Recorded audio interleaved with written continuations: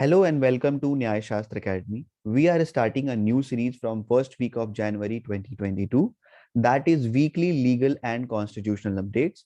अगर आप एक लॉ स्टूडेंट हैं या फिर किसी भी लॉ एंट्रेंस की तैयारी कर रहे हैं या फिर आप भारत देश के एक नोबल सिटीजन हैं तो ये वीडियो आपके लिए है। तो चलिए इस वीडियो को शुरू करते हैं। इसका पहला स्लाइड है ईडब्ल्यूएस कोटा कमेटी रिपोर्ट। एक कमेटी बनाई गई थी गवर्नमेंट के द्वारा जिन्होंने सबमिट करा है अपना report for on reservation for economically weaker sections. Related facts इसके क्या क्या हैं। अर्लियर सुप्रीम कोर्ट ने सेंट्रल गवर्नमेंट से पूछा था कि क्या लॉजिक है ₹8 lakh annual house hold limit का, जो कि 10% रिजर्वेशन देता है जनरल कैटेगरी को, जिसको हम लोग कहते हैं इकोनॉमिकली वीकर सेक्शन। तो इसके पहले कुछ चीज को जान लेते हैं। इसके पहले क्या हुआ था कि एक पिटीशन पड़ा था। पिटीशन पढ़ने के बाद वो सुप्रीम कोर्ट ने एक्सेप्ट किया, जिसकी वजह से नीट यूजी और पीजी के एडमिशन में डिले होने लगा। उसकी वजह से आपने न्यूज में भी देखा होगा कि काफी डॉक्टर्स और स्टूडेंट्स ने काफी प्रोटेस्ट करा था। तो वही पिटीशन की वजह से ऐसा हुआ। उस पिटीशन में क्या था? उस पिटीशन में चैलेंज किया गया था ये 10% ईडब्ल्यूएस रिजर्वेशन पे। उसको सुनते हुए सुप्रीम कोर्ट ने ये क्वेश्चन पूछा कि 8 लाख जो एनुअल हाउस होल्ड लिमिट है, इसके पीछे का लॉजिक क्या है। क्योंकि जो ओबीसी के नॉन क्रीमी लेयर और दो तरह के ओबीसी के रिजर्वेशन, दो चीज होती है। एक ओबीसी में क्रीमी लेयर होता है, ओबीसी ओबीसी में एक क्रीमी लेयर होता है और एक नॉन क्रीमी लेयर होता है। तो नॉन क्रीमी लेयर वाले को रिजर्वेशन या फिर गवर्नमेंट के जितने भी बेनिफिट्स उनको प्रोवाइड किए जाते हैं, और जो नॉन क्रीमी लेयर होते हैं वो उनका जो लिमिट है वो है 8 लाख एनुअल इनकम। उससे कम, अगर 8 लाख से कम आपकी इनकम है, आपकी फैमिली की इनकम है, तो आप ओबीसी में नॉन क्रीमी लेयर में आते हैं। अगर आपकी आय जो है सालाना वो अगर 8 लाख से ऊपर है तो आप क्रीमी लेयर में आते हैं, यानी कि आपको रिजर्वेशन नहीं मिलेगी, यानी कि आप एक जनरल कैंडिडेट की तरह आपको ट्रीट करेगी गवर्नमेंट। तो ये लॉजिक पूछा अर्लियर सुप्रीम कोर्ट ने कि क्या लॉजिक है, क्या डिफरेंस है ईडब्ल्यूएस और ओबीसी नॉन क्रीमी लेयर में।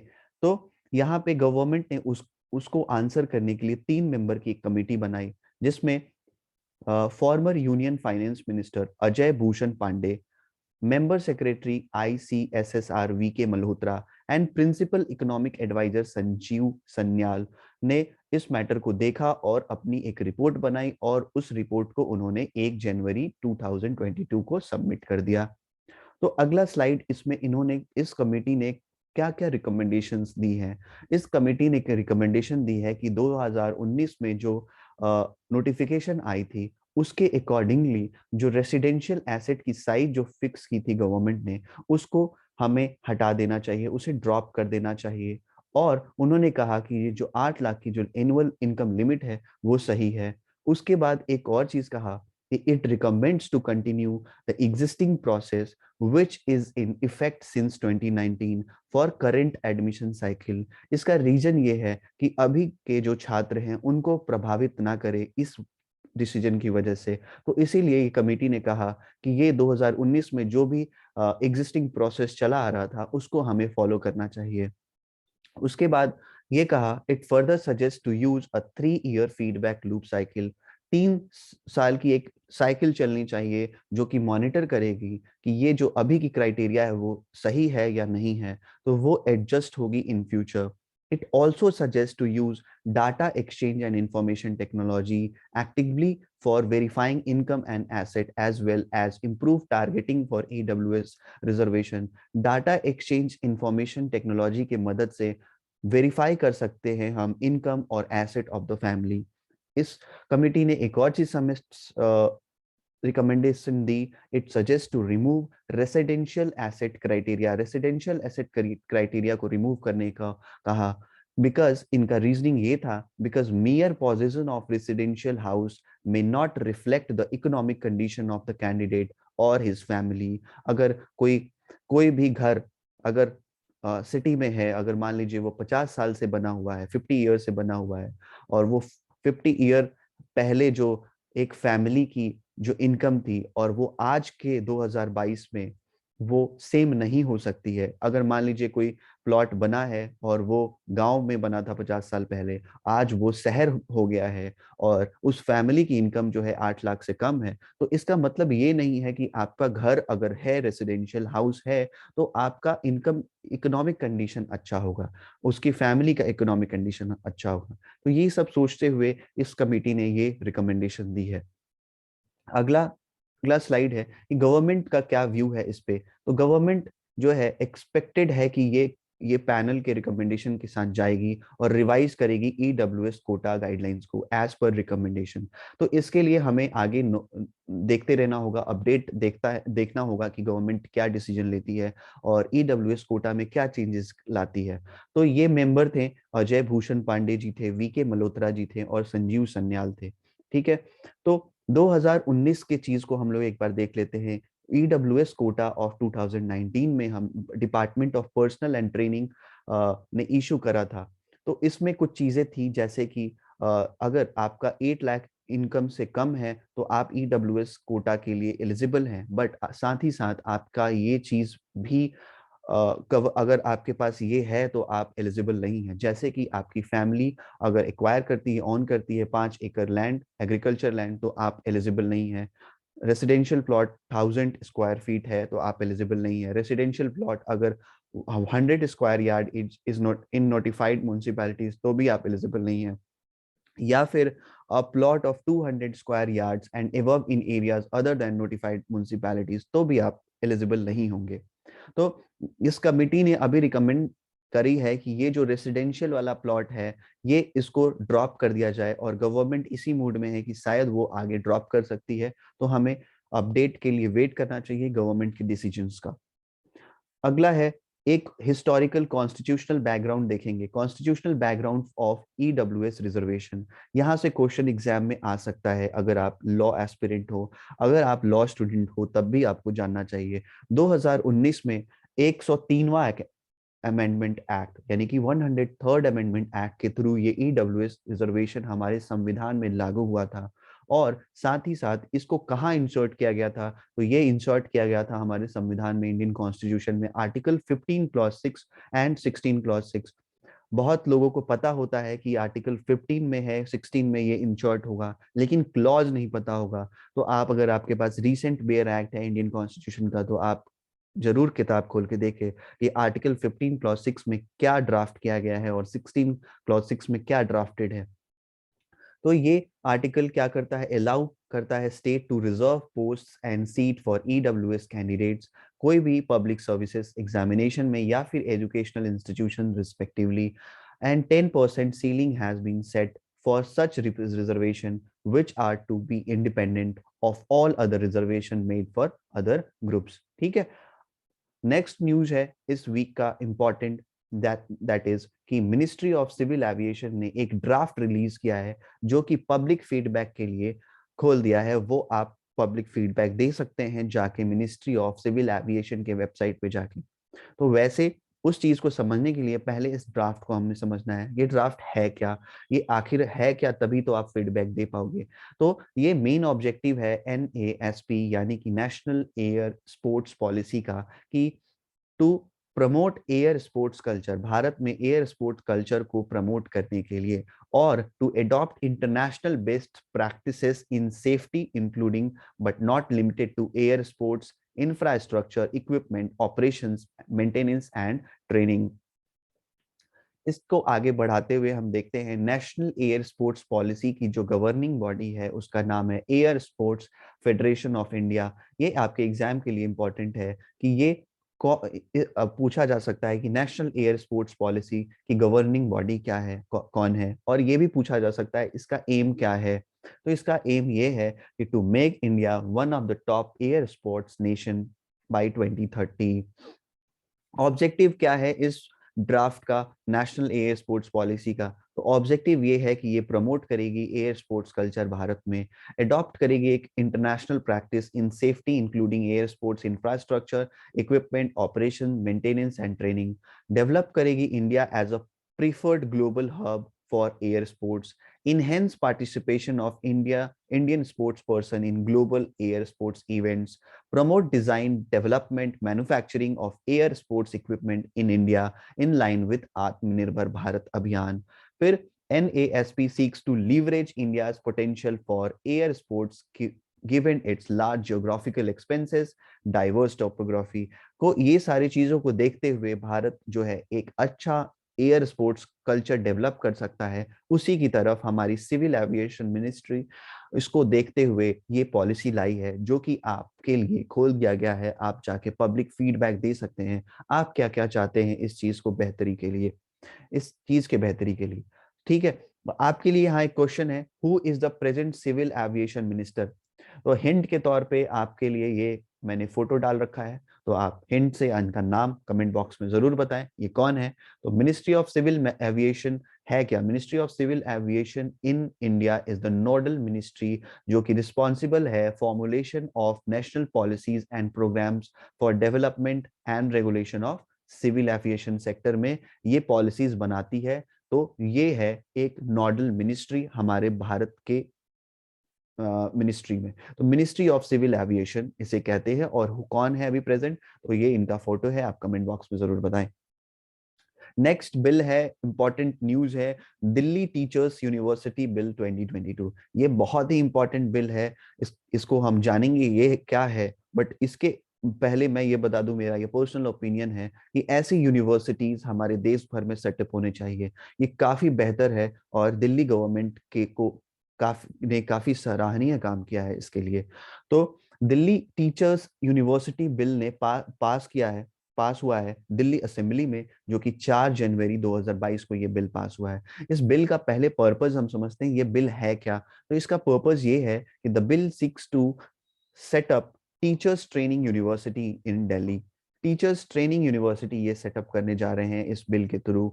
तो this university will offer a 4-year integrated teacher education programme after class 12। तो यहाँ पे प्रोग्राम क्या होगा? प्रोग्राम इनकॉर्पोरेट होगा BA plus BEd, BSc plus BEd, BCom plus BEd courses. तो यहाँ पे अगर कोई बच्चा पहले से डिसाइड करता है 12th के बाद कि वो टीचर बनना चाहता है, तो उसके 1 साल बचने वाले हैं। जैसे कि हम देखें तो बीए 3 साल का होता है और बीएड 2 साल का होता है, तो टोटल हमारे 5 साल हो जाएंगे। सिमिलरली बीएससी 3 साल का, बीएड 2 साल का, वैसे ही 5 साल के ये कोर्सेज हो जाते हैं। तो ये आप क्या कर सकते हैं, इंटीग्रेट करके आप 4 साल में ही खत्म कर सकते हैं और एक स्पेसिफाइड टीचर बन सकते हैं, एक ट्रेंड टीचर बन सकते हैं। तो यही इस बिल का मेन पर्पस भी है। तो जैसे कि हम लॉ में देखते हैं कि आफ्टर 12th आप एक इंटीग्रेटेड कोर्स कर सकते हैं, जिसे कहते हैं बीए एलएलबी या फिर बीकॉम एलएलबी या फिर बीटेक एलएलबी, जैसे भी है, ये आपके 1 साल को बचाता है। ठीक है, तो ये यूनिवर्सिटी बिल वैसा ही है, उसी इंटीग्रेटेड कोर्स की तरह ये इसको डेवलप किया जा रहा है। तो एक ये पब्लिक यूनिवर्सिटी होगा, ठीक है, गवर्नमेंट इसे चलाएगी and will be dedicated to prepare excellent quality teachers for Delhi across different school stages.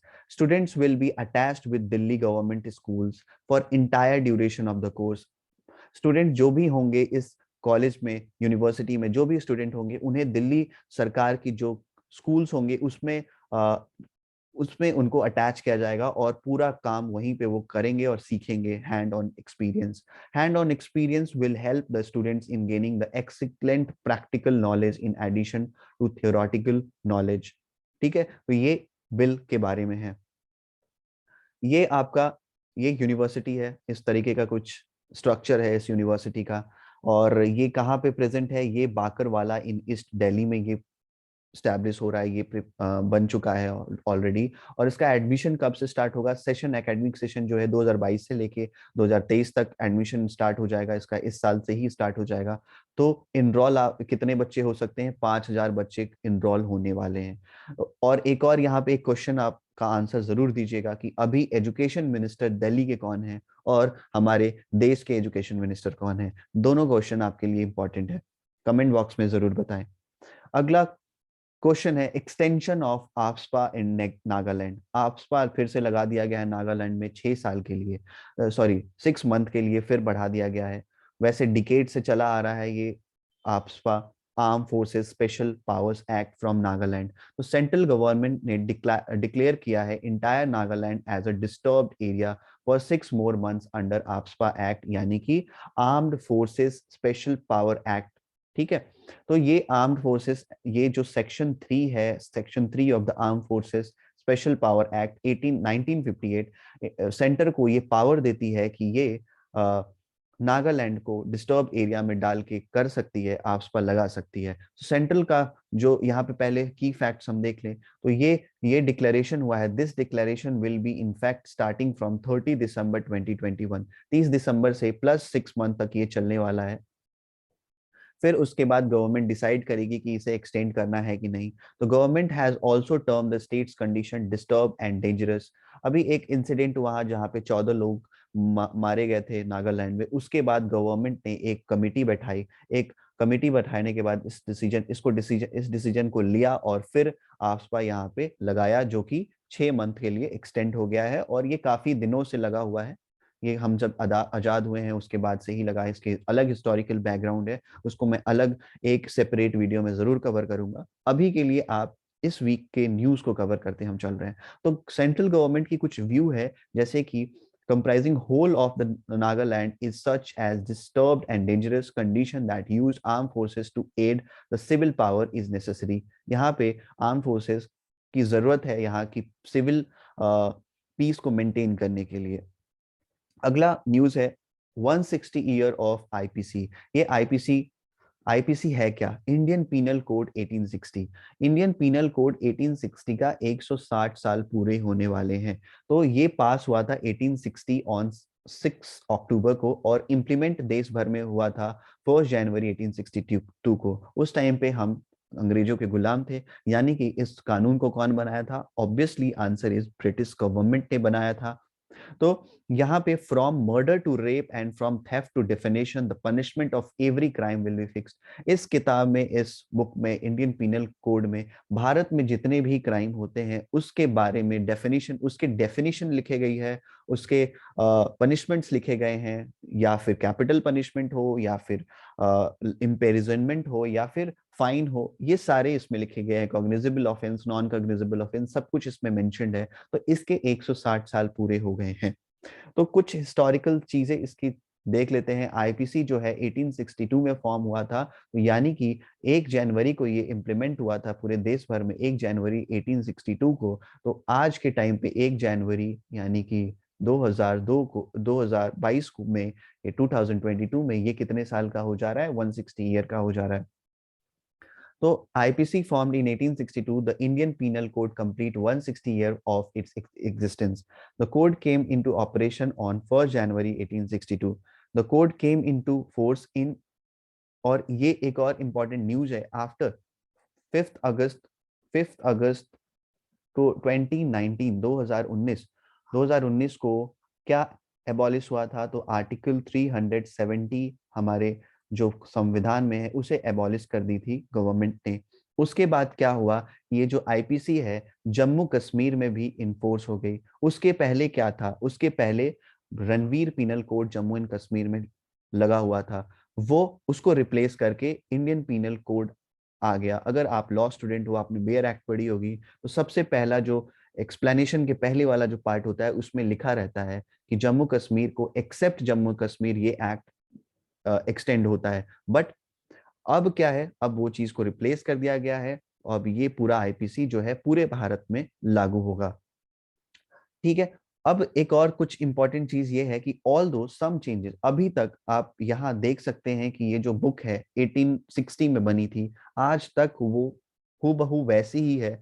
Majority of the part आज वैसी ही है। कुछ अमेंडमेंट से, कुछ जुडिशियल प्रोनाउंसमेंट से, कुछ अमेंडमेंट से और कुछ जुडिशियल प्रोनाउंसमेंट से कुछ इसमें अमेंडमेंट हुई है। बट जो मेजर पार्ट है, जो मेजर बैकबोन है, वो अभी तक सेम है। और अभी तक देखा जाए तो अभी तक सिर्फ और सिर्फ 158 ईयर में कुछ बड़ा जो कोर्ट्स ने करा है, वो क्या करा है कि कोर्ट्स ने डिक्रिमिनलाइज किया है होमोसेक्सुअलिटी और एडल्ट्री को। इन दोनों के सेक्शन जरूर, अगर आप लॉ एस्पिरेंट्स हो या फिर लॉ स्टूडेंट्स हो, तो इसके सेक्शन जरूर आपको याद रहने चाहिए। आपको पता है तो कमेंट बॉक्स में जरूर लिखेगा, नहीं पता है तो कुछ खुद से भी आप रिसर्च करके अपने नोटबुक पे लिखेगा। ठीक है, तो 158 यानी कि 158 ईयर में हमारे इंडिपेंडेंट इंडिया, यानी कि हम जब इंडिपेंडेंट हुए हैं, 75 ईयर हो चुका है आज। और आज भी हम कॉलोनियल जो कानून थी वो हम अभी तक फॉलो कर रहे हैं। वैसे देखा जाए तो एक ऐसी बुक है जो आज तक फॉलो हो रही है, तो जो इसको ड्राफ्ट किए होंगे वो कितने महान व्यक्ति होंगे। चलिए, कुछ चेंजेस करने हैं, बहुत चीजें चेंजेस करने हैं, बट बहुत चीज उसमें जो ड्राफ्ट हुई है बहुत अच्छी है आज के हिंदुस्तान के लिए। ठीक है, बहुत चीज चेंज करने की जरूरत है। ये टॉपिक जो है वो डिबेटेबल है, आपको डिबेट करनी चाहिए as a law student, as a law aspirant. अगर आप देश के नागरिक हैं तब भी डिबेट करिए कि ये चेंज होना चाहिए, नहीं होना चाहिए। और हमारी सरकारें और हमारे एमपीज, बहुत सारे एमपीज भी कोशिश कर रहे हैं कि इसमें काफी मेजर पार्ट जो है वो चेंज कर देना चाहिए। ठीक, तो आगे कुछ चीजें और देखते हैं कि 1837 में ये पहला लॉ कमीशन बना था, जो कि हिस्टोरिकल चीज हम देख रहे हैं आईपीसी का। तो 1837 में पहला लॉ कमीशन बना था, जिसने हेड करा था, किसने हेड करा था? Thomas Macaulay. यहाँ से क्वेश्चन आता है, जिन्होंने ड्राफ्ट करा था इंडियन पेनल कोड। तो सोचिए, थॉमस मैक्यूले ने 1837 में ड्राफ्ट करा था, और आज क्या हो रहा है, 2022, अभी तक ये बुक है हु बहू वैसा ही वैसा, कुछ चीजें अमेंडमेंट हुई हैं। खैर, तो नोट करने वाली यही बात है कि चार्टर एक्ट 1833 में एस्टैब्लिश की गई थी पहला लॉ कमीशन, जो कि 1834 में आई थी।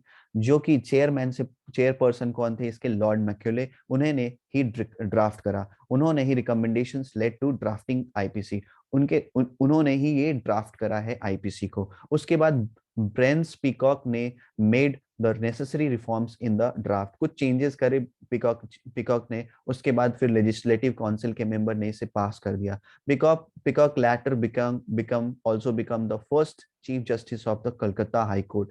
At that time, there was a slave and mentor mentality in the minds of those who created the IPC. तो उस टाइम पे क्या था कि जो अपने आप को मेंटोर मानते थे, अपने आप को मेंटोर मानते थे, कौन? ये जो अंग्रेज थे, और स्लेव मानते थे हमें। उसी हिसाब से, उसी मेंटेलिटी से ये कानून बनाई गई थी। कुछ लॉर्ड मैकॉले का नोट है, ये जरूर आप एक बार रीड करिएगा। इसमें इन्होंने कहा है कि ये भारत को लेंथ और ब्रेथ इन्होंने ट्रैवल करा है, और यहाँ पे उन्होंने देखा है कि यहाँ पे कोई भिखारी नहीं है, कोई थीफ नहीं है। ये बहुत ही वेल्दी कंट्री है, और यहाँ के लोगों के मोरल वैल्यूज बहुत ज्यादा है, कैलिबर बहुत ज्यादा है।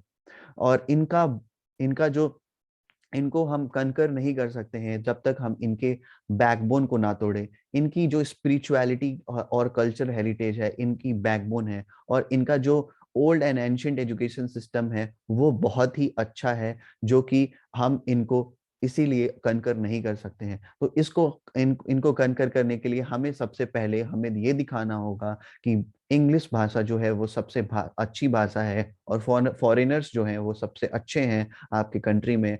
और इससे क्या होगा कि वो अपने सेल्फ स्टीम, अपने कॉन्फिडेंस डाउन होंगे, और अपने ही कल्चर पे घृणा करेंगे। तो हम इन पे डोमिनेट कर सकते हैं। तो ये कुछ उन्होंने कहा था 2 फरवरी 1835 को, ये उनका रिटन नोट है। तो आज भी ऐसी मानसिकता वाले लोग अवेलेबल है हमारे देश में।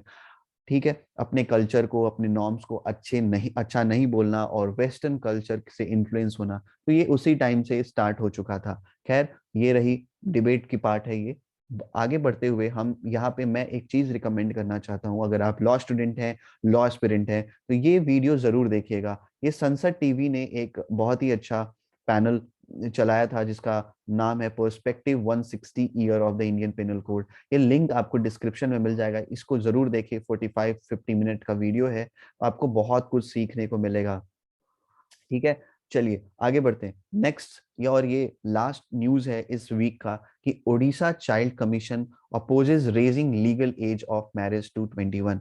अभी आपने न्यूज में जरूर पढ़ा होगा, एक बिल आई है जिसका नाम है prohibition of child marriage amendment bill 2021, जो कि प्रोहिबिशन ऑफ चाइल्ड मैरिज 2006 में अमेंड करेगी। उसमें अमेंड क्या करेगी कि जो मैरिज की एज है महिलाओं की, वो 18 से 21 साल होने जा रही है। तो अभी इसमें रीसेंट अपडेट क्या हुआ है, काफी हंगामा हुआ, काफी अपोज हुआ इस बिल का। तो अब क्या है, अब ये स्टैंडिंग कमिटी में रिव्यू के लिए चली गई है ये बिल। ठीक, तो Orissa state commission for protection of child rights ने कुछ अर्ज किया है पार्लियामेंट्री कमिटी को और अपोज भी किया है कि ये लीगल एज जो है ये नहीं बढ़ना चाहिए 21 साल का। उसके पीछे काफी रीजनिंग इन्होंने दी है। इस बॉडी ने ये कहा है, इस बॉडी ने कहा है कि change of legislation in isolation would never be able to stop child marriage. इन्होंने ये कहा है कि अगर ये बिल आ जाता है तो ये चाइल्ड मैरिज को नहीं रोक सकती है। Raising the marriageable age to 21 would also cause a new problem such as unwanted pregnancies and foeticide, it added. तो इन्होंने ये भी कहा है कि अगर हम 21 साल कर दें तो ये नया प्रॉब्लम ले आएगी, जैसे कि अनवांटेड प्रेगनेंसीज हो सकती हैं, फोर्टिसाइड्स हो सकती हैं, इट एडेड। क्योंकि 18 साल तो हम मेजोरिटी मान लेंगे, मेजर बच्चे तो हो जाएंगे 18 में, तो 18 के बाद आप सेक्स कर सकते हो। सेक्स करने की वजह से क्या होगा, अनवांटेड प्रेगनेंसीज होंगी, फोर्टिसाइड होगा। तो कोहेबिट करोगे 18 साल के बाद तो ये प्रॉब्लम आ सकती है। और इनका कहना एक प्रैक्टिकली सही भी है, सही बात भी कह रहे हैं।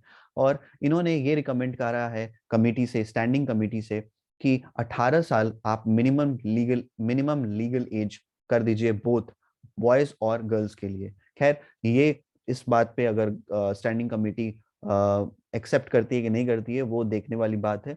और कुछ इंपॉर्टेंट चीज है, जैसे ये ओ एस CPCR की जो चेयरपर्सन है ये है संध्या बाटी प्रधान। इन्होंने ये सारी बातें कही हैं इस कमीशन के थ्रू। इस कमीशन के लोगों के जो चेयरपर्सन है, इनमें जो भी लोग होंगे उनके साथ इनकी जो हेड है, इन्होंने ये उनको डेडिकेट करते हुए कहा है कि इफ इनएक्टेड, अगर ये बिल इनैक्ट हो गया, if enacted the proposed amendment to the prohibition of child marriage act, तो यहाँ पे क्या होगा कि ये जो चाइल्ड वर्ड है हमें फिर से रीडिफाइन करना पड़ेगा। The age of marriage for both men and women at par, that is 21 for both boys and girls. और ये क्या करेगा, this will have an overriding effect of over every other law, custom, usage and practice. जो हमारे previously पहले से जो law है, जैसे कि इन्होंने कहा juvenile justice care protection act and the integrated child protection scheme, जितने भी लॉ हैं वो 18 साल के हिसाब से बनाए गए हैं। तो अगर हम 21 साल करते हैं तो अदर लॉ जो हमारे भारतीय समाज में अवेलेबल हैं उनको भी चेंज करने पड़ेगा, उसमें भी अफेक्ट डालने वाला है ये। तो उस चीज को इन्होंने ये बखूबी इन्होंने प्रपोज किया है, स्टैंडिंग कमेटी को बताया है, ऐसा उनका मानना है इस कमीशन का। The change of legislation in isolation will never be able to stop child marriage. और ये कह रहे हैं कि लेजिस्लेशन लाके हम चाइल्ड मैरिज स्टॉप नहीं कर सकते हैं जब तक सोशियो बिहेवियरल चेंज नहीं होगा पेरेंट्स और कम्युनिटी में। एक और बात इन्होंने कहा है कि she said according to the data national crime records bureau only 785 cases had been registered under the prohibition of child marriage act in 2020। और इन्होंने ये पॉइंट कहते हुए ये कहा कि ओनली 785 केसेस रजिस्टर्ड होते हैं, जबकि हमारे देश में इससे ज्यादा चाइल्ड मैरिज होते हैं। ठीक, तो लेजिस्लेशन हमें चाइल्ड मैरिज को स्टॉप नहीं कर सकता है, हमें सोशियो बिहेवियर चेंज करना पड़ेगा। ठीक, see added factors like poverty, distress, patriarchal norms and practices, lack of opportunity for schooling, employment were still contributing to the prevalence of child marriage in a major way. There was a need to strengthen families by providing appropriate livelihood opportunities, प्रधान जी ने ये कहा है। ठीक है, तो ये है एक न्यूज। इसमें कुछ जो एग्जाम पॉइंट ऑफ व्यू से हमें देखना है वो क्या है, ये बिल के बारे में। ये बिल का नाम क्या है, बिल का नाम है prohibition of child marriage amendment bill 2021, जो कि 2006 वाले बिल में अमेंडमेंट हो रही है, which seeks to raise legal age for marriage for women to 21, was introduced in the Lok Sabha December 21, 2021। तो ये पिछले साल 21 दिसंबर को ये बिल लोकसभा में आई थी। उसके बाद स्टैंडिंग कमेटी में चली गई रिव्यू के लिए, कि क्योंकि काफी अपोजिशन अपोज करा था इसे अपोजिशन ने। तो इसमें जो स्टैंडिंग कमेटी की टीम है, उसमें इस पैनल में जो है 31 मेंबर की टीम है टोटल, जिसमें मात्र एक महिला है, सुष्मिता देव, जो कि टीएमसी पार्टी से बिलोंग करती है, ये एमपी है। और इस स्टैंडिंग कमेटी को जो चेयर पर्सन है उनका नाम है विनय पी सहस्त्रबुद्धे। तो ये टोटल न्यूज है, ये लीगल एंड कॉन्स्टिट्यूशनल अपडेट है इस वीक का। तो अगले वीक के अगर आप अगले वीक के भी कॉन्स्टिट्यूशनल और लीगल अपडेट्स को सुनना चाहते हैं, वीडियो देखना चाहते हैं, तो हमारे न्याय शास्त्र एकेडमी को के यूट्यूब चैनल को जरूर सब्सक्राइब करें। This is Vivek Kumar signing off. For more updates आप हमारे वेबसाइट पे जा सकते हैं, हमारे कोर्सेज को अवेल कर सकते हैं, या फिर आप इस नंबर पे कांटेक्ट कर सकते हैं। अगर आप लॉ एस्पिरेंट हैं, अगर आप किसी भी एंट्रेंस एग्जामिनेशन की तैयारी कर रहे हैं, तो हमें आप हमारे वेबसाइट पे विजिट करके हमारे कोर्सेज को अवेल कर सकते हैं। और ये न्याय शास्त्र एकेडमी का ये इंस्टाग्राम पेज है, यहाँ पे रीसेंट अपडेट्स हम देते रहते हैं। अगर आपको कुछ चाहिए, आप वहां जाके हमसे बात कर सकते हैं। ठीक है, थैंक यू वेरी मच।